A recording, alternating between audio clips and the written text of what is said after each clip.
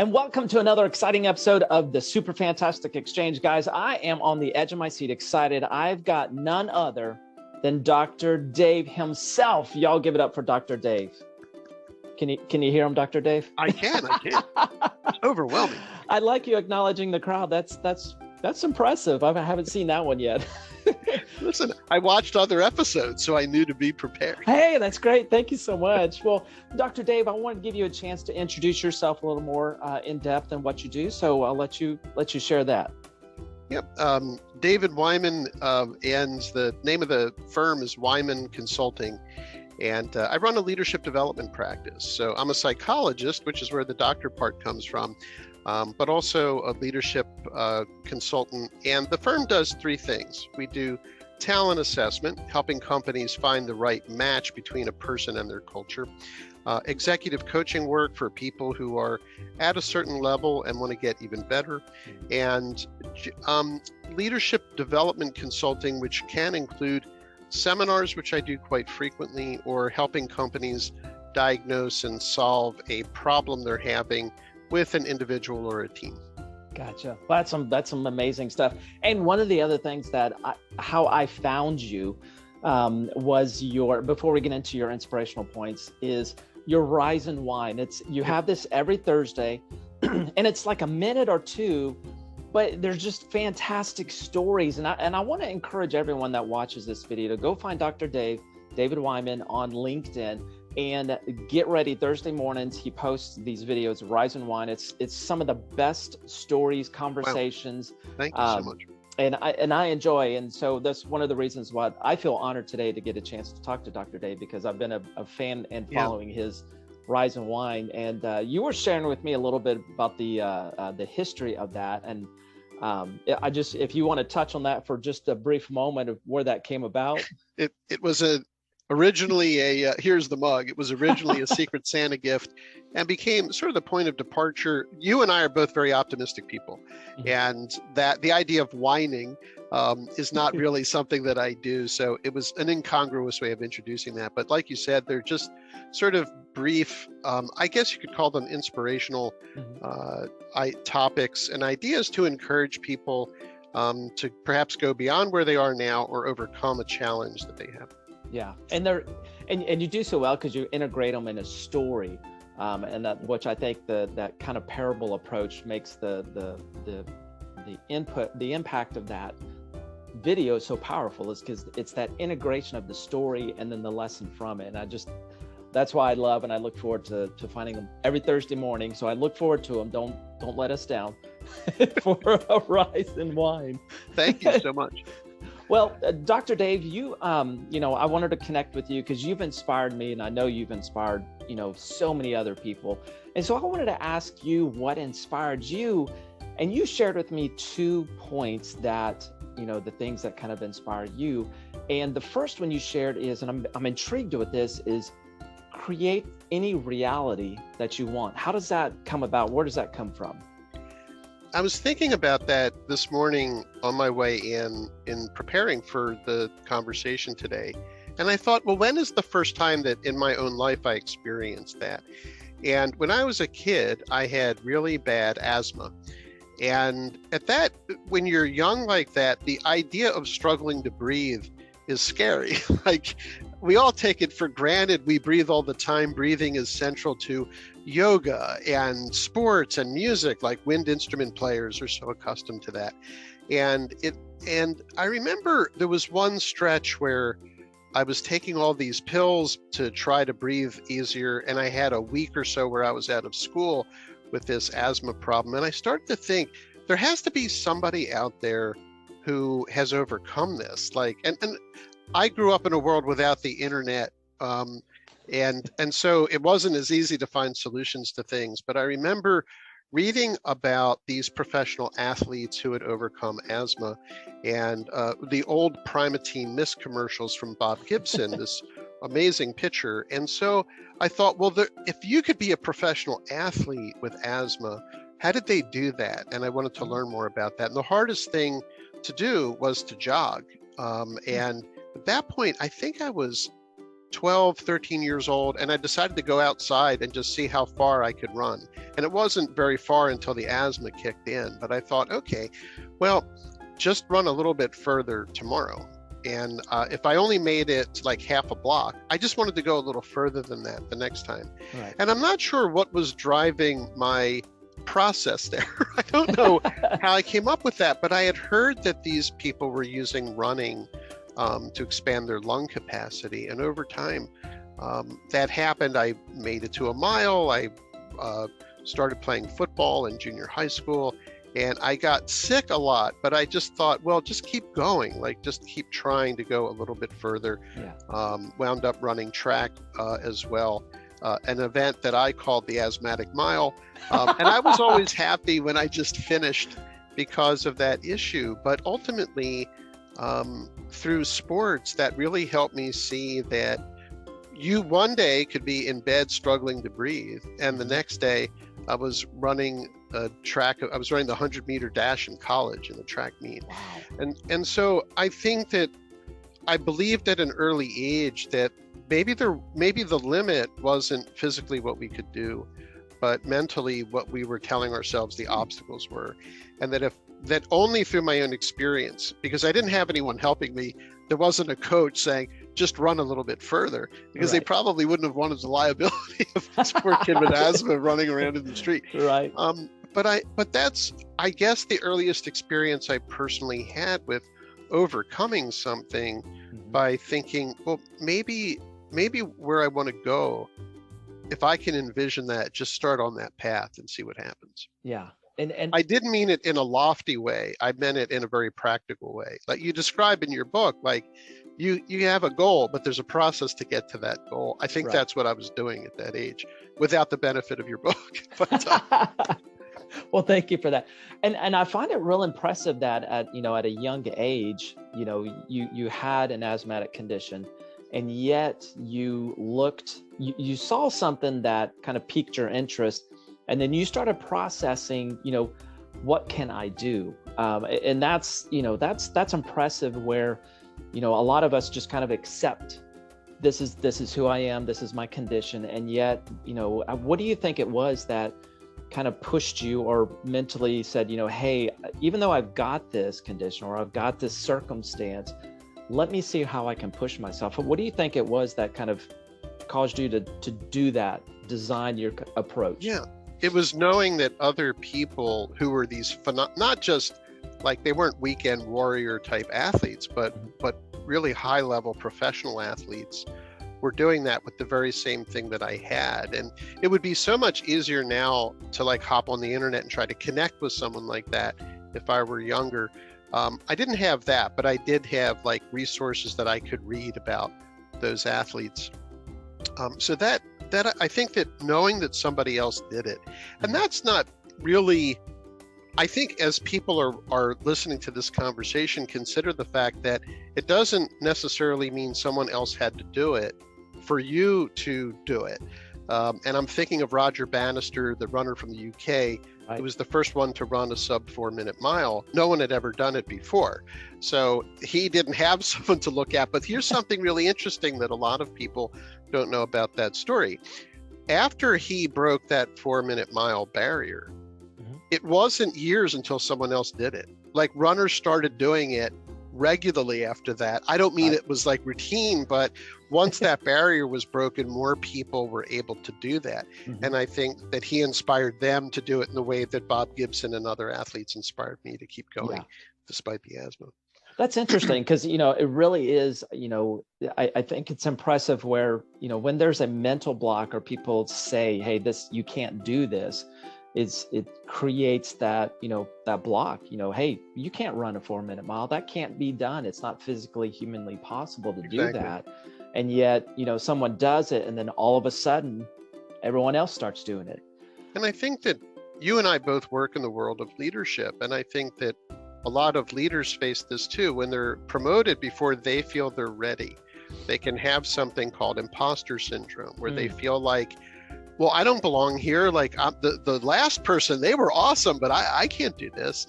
Yeah. And so many people have shared that same experience with me over time. And to your point, I'll sometimes say, do you know how many people in the exact same circumstance have told me the exact same thing? And they say, how many? I'm like I don't have enough fingers to go. Like it's All a of big them. number. Yeah, and so and it's funny because I think in so many realms in life, when we realize that there is somebody else who broke through that barrier or did something similar, just that knowledge gives us a little more hope that we can do it too.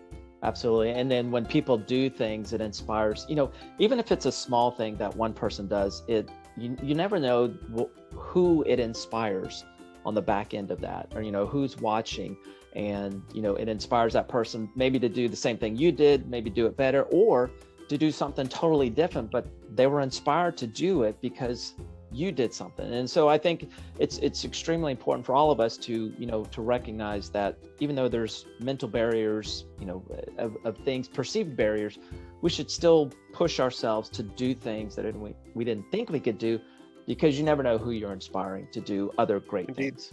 Absolutely. And so the other inspirational point that you shared with me, which this was an interesting one, and I'm so glad I get to chat with you because you've got some great inspirational topics. Optimism as a force multiplier. I'm intrigued with this one, Dr. Dave. That is it's part of a comment that General Colin Powell had made about the military. And basically he was saying that optimism, the idea, and we can sort of break down psychologically what that is, but that optimism in a group multiplies the capacity of that group. It's a force multiplier. Okay. And it's true in the military, it's true in sports, it's true in life, because we see so many examples of that. But the idea I believe in his mind, when he said it's a force multiplier, he meant that literally the military force gets multiplied by the optimism, by the sense that they can succeed. Wow. And to see that there's light at the end of the tunnel, and to believe that there's going to be a successful outcome. And it's really interesting that there's other parts of the military where this has come out. Admiral James Stockdale, who survived a prisoner of war camp with Senator John McCain, also talked about optimism and reality, that combining optimism and real facts is part of how they survived. Not just optimism alone, because it may have been a little empty. But when General Colin Powell said that, it really there's an example from a part of life where the victory isn't just an emotional victory. There's something else at play there. And that idea, even for folks who watched I think it was an HBO documentary about the 1980 U.S. Olympic hockey team, and just the idea of belief and believing in yourselves, and the way that the coach really tried to frustrate that team, because he realized that he had essentially college hockey players going against Russian professional hockey players. How are you going to overcome that? Well, that's where optimism as a force multiplier comes in. And so the idea that we have more resources at our disposal through optimism, not necessarily by having more people, but that optimism being so key. And I've seen it ties into the first point, because for me to go out and run a little bit further every day, I mean, some people might look at that, that's sort of silly. You have asthma, like you're only going to go so far. but I believed, and through some experience, combining the optimism with actual experience, that I could do it. The first time that I completed a mile, it was very emotional, because I couldn't run half a block and this happened. But so what was the difference? Well, the optimism kept me going. And I think in life, for me, both in my career, but also as I've seen in really successful leaders, you were talking about, well, you never know when an action that you take is going to inspire someone you don't realize is watching. And I think that's the same with optimism. That belief can get people to believe that too. And that creates a kind of energy, and it can take a little bit of traction and turn that into like a giant ocean wave that carries somebody forward. That is so true. And, we talk about it, I've heard people say, you want to be an energy producer, not an energy demander. And do you feel like the inverse of that is true as well, that, people who are negative that's a force multiplier as well, can kind of bring down a group if that, if that negative person comes in there. So do you feel that's kind of a true statement as well? I do. It relates to a concept in psychology called Contagion of Emotion. Yeah. I was watching a comedy movie in a movie theater, and there were all these people around me laughing, and it seemed uproariously funny. Then I was watching it again at home, alone on a television. It just didn't seem as funny. Right. And I thought, geez, what's wrong with me? Like, I thought this was hilarious in the movie theater. That's an example of contagion of emotion. And we have that at both ends of the spectrum. So if somebody is feeling down and they believe things won't work, and and I worked in the publishing business and for years before I became a psychologist. And when a new management took over, and there was an employee who started creating a betting pool with some other employees that the new management would fail. It was a really awful thing to do in a company. Right. Oh, no. But it wasn't just one person. They were joined by 1, 2, 3 other people who started doing that too. And so, it happens at both ends of that. And I think that's just the nature of life, but it's the contagion of emotion piece that on either side, that can happen. You often see in dark situations, one person starts to cry because they're upset, they can't contain that, and other people will start to feel that same way. It also relates to a concept called mirror neurons, where when we start to see a behavior, the neurons start to fire in our brain in the same area and potentially the same sequence as what we're watching. So that's almost the neurobiology of why what you just said is true, because we're so influenced by what we're seeing on both ends of that. That's incredible. So if you ever want to, this is a great nugget from, Dr. Dave, if you ever want to add value, if you're in a group at work, family, friends, if you want to add value to that group, just bring optimism, and bring realistic optimism, bring the energy. And, just as Dr. Dave said, that's a force multiplier that you can engage with the team and improve opportunities. And that's just simply by just, bringing a little bit of energy to that group. No matter what that group is, you can really make a difference. Well, Dr. Dave, we're getting close to the end of our time, and you have shared some amazing information, nuggets of wisdom, and I can't thank you enough. I wanted to give you an opportunity to close us out with a parting thought. I think that at any given moment, we have options and we have decisions that we can make. And I think sometimes when we're feeling down, it feels like we don't have those options. And so I really encourage people in the way that you're describing, like somebody could be the optimistic person in a group. That doesn't mean they have to say to the group, you all can do it. They might just say, I feel like I can do this, because that's going to matter to other people when you say that. To say that you can do that for yourself too, what Gary was just talking about. And so at any moment when you're feeling like maybe you're feeling a little defeated or deflated, to think about the very next thing you can do to make that moment better. Not 1,000 times better, but just a little better, because with that little traction, like when I did that half block run, that matters. That little bit of traction matters in helping us turn things around. Wow, that's powerful. Just that little bit can make a big difference over time. Dr. Dave, I can't thank you enough. How can people connect with you? The website is weimanconsulting.com. It's WEIMAN consulting.com.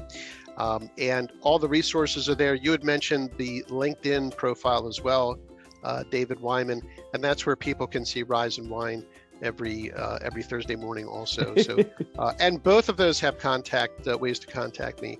But david@weimanconsulting.com is the email address. Would love to hear from anybody who's seeing this now or later. Right. Guys, please make sure you follow Dr. Dave. Go check out his website.